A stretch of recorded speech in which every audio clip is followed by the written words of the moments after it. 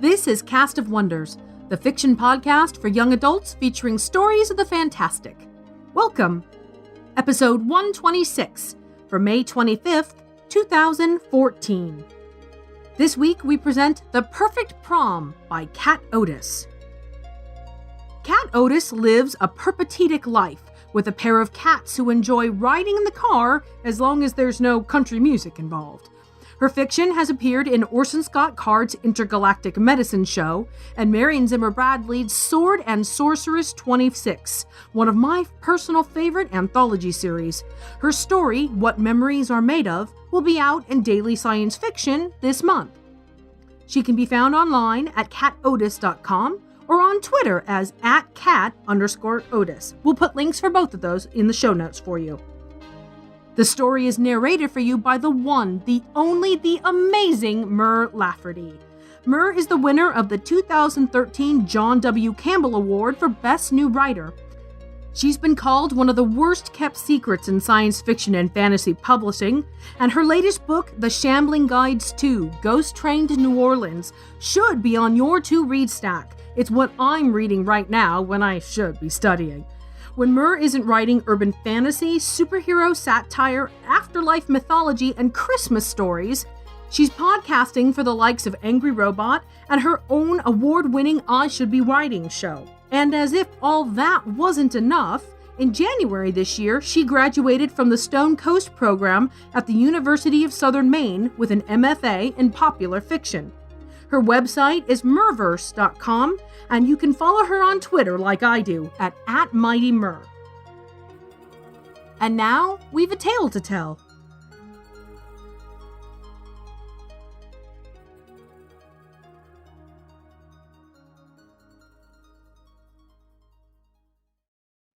The Perfect Prom by Kat Otis. Everything was going perfectly. My prom dress was a shimmery hunter green ball gown that matched my eyes, and I'd spent over an hour at the salon getting my usually frizzy red hair tamed into elegant ringlets. Theo's jaw actually dropped at his first glimpse of my transformation from scruffy tomboy to fairy tale princess. We were officially going together as friends, but he was as flatteringly attentive as a real date all throughout dinner and the dancing that followed. A few people even proclaimed us a cute couple. In short, it was as magical a senior prom as any girl could want, right up until the moment the prom queen spontaneously combusted. Chaos ensued. Theo upended our table, grabbed me around the waist, and yanked me down to the floor. It was an adorably chivalric moment, in which he'd clearly forgotten I was as impervious to flames as Lorraine, my superhuman twin sister and the aforementioned prom queen. "Are you okay, Jeannie?" Theo had to shout to make himself heard over the panicked screams of fleeing teenagers. "Fine, other than you nearly spraining my ankle." I pulled up my skirt and the half-dozen layers of crinoline underneath so I could unbuckle my kitten heels. They were comfortable enough shoes for dancing, but not something I wanted to be wearing if we decided to make a run for it. I might be safe from Lorraine's flames, but Theo wasn't, and neither was the building around us. Theo ignored my grousing and peered over the edge of the table. "Where are the chaperones?" A jet of fire streamed above us, and he hastily ducked back down. It was a good question. Most of the chaperones were plain vanilla humans, as clueless about the existence of the kinfolk as our fellow students, but a few had powers of their own. One of the latter should have quenched Lorraine the instant she went up in flames. Or, failing that, I craned my neck to frown up at the metal spigots on the ceiling. Maybe they thought the sprinklers would take care of her? Theo risked another glimpse over the table. "I'm not sure the sprinklers are going to go off. She's being pretty careful not to hit them directly." Great. Just great. I chucked my shoes aside and tried to shift around into a crouch. It was a lot harder than I expected. Ball gowns aren't exactly designed for crawling around on the floor. Theo wisely refrained from helping, except at one point when I nearly toppled out from behind the shelter of the table, and he grabbed my arm to steady me. "So, should we run or can we stay here?" Theo asked. If no one was going to stop Lorraine any time soon, running away really was the most sensible option. I could see one of the ballroom's 3 doors from where we were crouched, and it wouldn't take us that long to reach it. Unfortunately, the exit was jam-packed with fleeing students. Lorraine clearly had no intention of hitting any of them with her fireballs. Whatever insanity she was up to, she hadn't taken complete leave of her senses, but I still had no desire to get stuck in that crush of humanity. Before I could make up my mind, thunder split the air. Theo and I both jumped, then covered our ears as more bolts of electricity shot across the room. I might have emitted a girly little squeak, but any noise I made was drowned out by the second clap of thunder and renewed shrieks of terror from the students who hadn't yet managed to escape the ballroom. "Crap," Theo mouthed silently. I nodded agreement. Bad enough that Lorraine had been throwing fireballs around, but now someone was adding lightning bolts to the mix? None of the chaperones would have been so blatant with their powers, which meant it could only be the handiwork of either Derek, Lorraine's boyfriend and the prom king, or Marjorie, Lorraine's best friend and co-captain of the cheerleading squad. Now things were starting to make sense. It was probably some sort of twisted senior prank. Okay, maybe it was a little funny, but only in a mean sort of way that wasn't Lorraine's usual style. Marjorie had probably put her up to it, but would deny responsibility when it came time to pay the piper. And there was going to be hell to pay when this was all over. We weren't supposed to use our powers in public.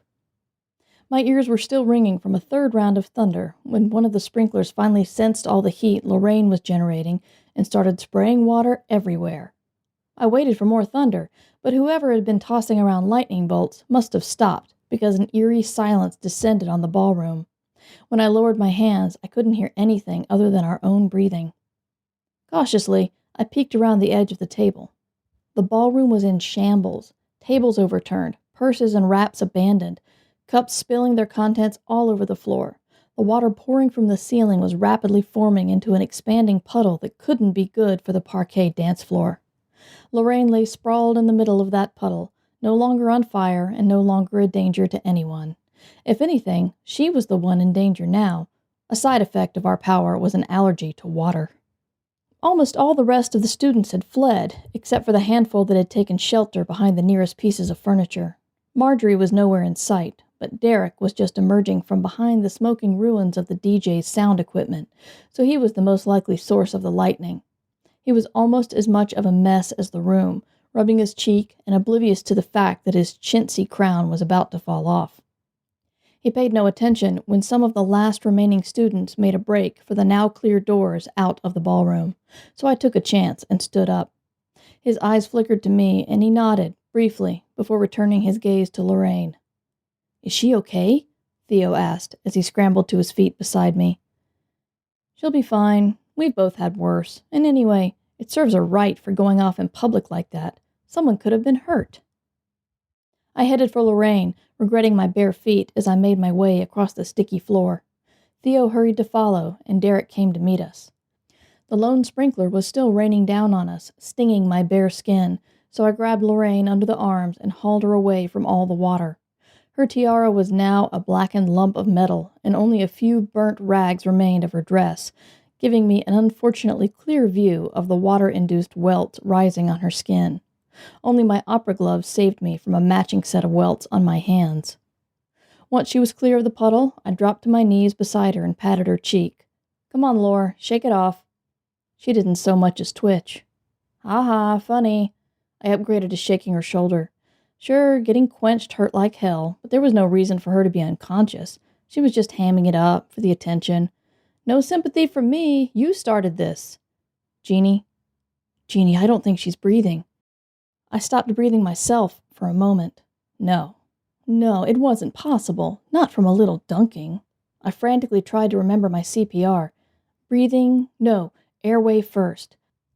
I tilted her chin back a little, then checked to see if her chest was moving. Nothing. I started searching for her pulse, but my hands were trembling so hard that Theo finally had to kneel down beside me and do it for me. "Why'd you electrocute her?" Theo demanded. "She wasn't hurting anyone." The words skittered across the surface of my mind, not sinking in until Derek snapped back. "Wasn't hurting? Did you miss the part where she nearly burned down the building? I did what I had to stop her. I fought down sudden fury, feeling flames burning beneath the surface of my skin. Stop her. What a polite way of saying he'd tried to kill her. I closed my eyes and drew in a deep breath, firmly reminding myself that losing my temper and taking up where Lorraine had left off wouldn't help matters. Save Lorraine first, everything else could wait. One of you call 911. I opened my eyes again, traced out the line of Lorraine's ribcage, then tried to get my hands positioned correctly. I'm on it, Theo snapped, making no effort to hide his feelings. I winced internally as silence stretched out above me. I was pretty sure Derek wouldn't fry Theo, but then again, none of Lorraine's friends had ever liked my friendship with Theo. They tolerated us, for Lorraine's sake, but only just barely. There wasn't a good reason for their attitude, just plain and simple arrogance. They could command the elements, which put them at the apex of the kinfolk hierarchies. All Theo could do was shapeshift into a sambar deer, which put him barely a step above ordinary humans. Just to be on the safe side, I deliberately broke the silence as I started chest compressions. 1, 2, 3. Derek snorted. I'll go find where the chaperones are hiding. A moment later, I heard his footsteps squelching on the floor as he walked away. 4, 5. Live dangerously much, Theo? 6, 7. He's a jerk, Theo said. Calling 911. I finished my first set of compressions, then discovered another thing ball gowns weren't designed for: rescue breathing. The corset stays pressed into my ribcage, making it difficult to bend over and impossible to get a full breath. After 2 tries, I gave up on the whole breathing thing and just concentrated on the chest compressions. My whole world narrowed down to those compressions, so it came as a shock when someone grabbed my arm and hauled me away from Lorraine. I fell over on my back, rolled, and came up to my feet, spitting mad with red-hot hands. Then I recognized Mr. Thompson, Derek's dad, and quickly hid my hands behind my back. Belatedly, I remembered that he shared Derek's power and was a trained EMT. If anyone could help Lorraine, it was him. Mr. Thompson checked her pulse, his hands a lot steadier than mine had been, then flattened his palms on her chest. Clear. I instinctively took a step back, even though I wasn't in touching distance. Theo and Derek did the same, so I didn't feel too stupid about it. A moment later, Lorraine drew in an audible breath, and Mr. Thompson had to stop her from trying to sit up. Rat bastard! I was so relieved I nearly burst into tears, and wouldn't the resulting welts have been fun to explain to the rescue workers that came dashing into the room less than a minute later. Derek grabbed my elbow and tugged me out of their way, then kept going, guiding me back towards the nearest upright table. Since I very much wanted to hear what Derek had to say for himself, I yanked my arm free from his grip and stalked the rest of the way on my own. When I reached the table, I boosted myself up to sit on it, so that I would have the height advantage. Given my poofy ball gown, I felt a little bit like a queen, dispensing justice from her throne. Only a queen wouldn't have been barefoot, and her hands wouldn't have been shaking. Derek stopped a little further back than he needed to, looking uncertain and rubbing his cheek again. Look, I'm sorry, but I had to stop her before someone got hurt. Like you? I asked, gesturing at his face. What, this? Derek looked surprised and dropped his hand to reveal a reddish mark on his cheek. Oh no, I'm fine. I'd thought it was a burn mark, but now that I had a chance to examine it more closely, I wasn't so sure. If anything, it looked like someone had slapped him. Someone like Lorraine? Pieces started to fall in place, and I glanced around the room, wondering where Marjorie was. Theo had followed us at a discreet distance, and now caught my attention by nodding his head at the ruins of the DJ's equipment. Was he thinking the same thing I was? Only one way to find out. So, how long have you been cheating on Lorraine? For the second time that night, a guy's mouth literally dropped open as he stared at me with wide eyes. Only this time, it wasn't nearly as amusing. How? Lorraine found out about you and Marjorie, didn't she? Derek choked, then started coughing. I ignored him as I jumped down off the table and went to find Marjorie, hiding behind the DJ's equipment just like Theo had indicated. Hey, Mars Bars, I said, using Lorraine's pet name for her. Marjorie straightened, eyes darting from me to a point behind me, probably Derek following me over, and back again. She was clearly trying to figure out what their story was, so I made it a moot point. You and Derek are going to march over to his dad and take full responsibility for this. In fact, you're going to make sure Lorraine doesn't get so much as a slap on the wrist. She looked me up and down, a slight sneer coming to her face. And why would we do that? Because Lorraine is the twin who cares too much about other people. She'll probably forgive you the moment she gets over her shock and be embarrassed she even got angry. I looked around pointedly at the mess. Whereas I am the twin who holds a grudge. Marjorie paled a little, and Derek hastily spoke up from behind me. Don't. You're right. It's our fault. I'll tell him everything, right now. I followed them over to where Mr. Thompson stood, a little ways away from the EMTs, and listened long enough to make sure Derek really was going to keep his word. Then I noticed the EMTs were loading Lorraine onto a stretcher. I'm coming with you, I said, catching at the sleeve of the nearest EMT. She's my twin. Since the proof of my claim was written all over my face, the woman just nodded.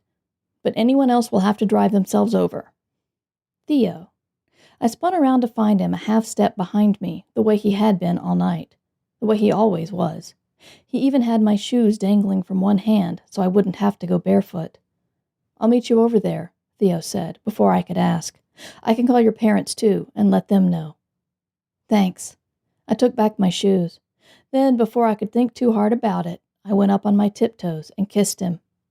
After a surprised second, he did a really good job of kissing me back. We broke apart as the EMTs began to roll the stretcher toward the ballroom doors, and I hurried to catch up. Lorraine reached out for my hand and squeezed it. Finally. Took you too long enough. The absurdity of it all hit us both at the same time. Luckily, none of the EMTs asked why we were laughing. By human standards, the night was an unmitigated disaster, but Lorraine and I later agreed that, all things considered, it was still my perfect prom.